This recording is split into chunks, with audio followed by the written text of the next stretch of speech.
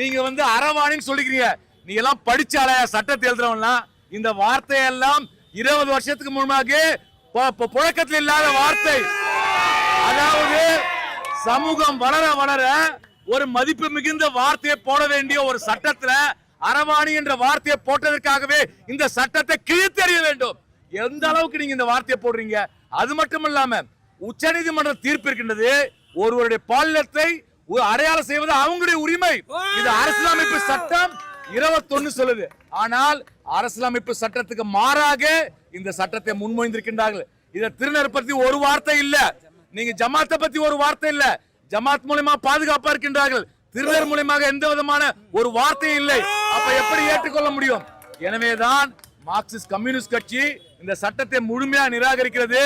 Marxist communist கட்சியின் நாடாளுமன்ற உறுப்பினர்கள் நாடாளுமன்றத்தில் இந்த சட்டத்தை எதிர்த்து பேசுவார்கள்.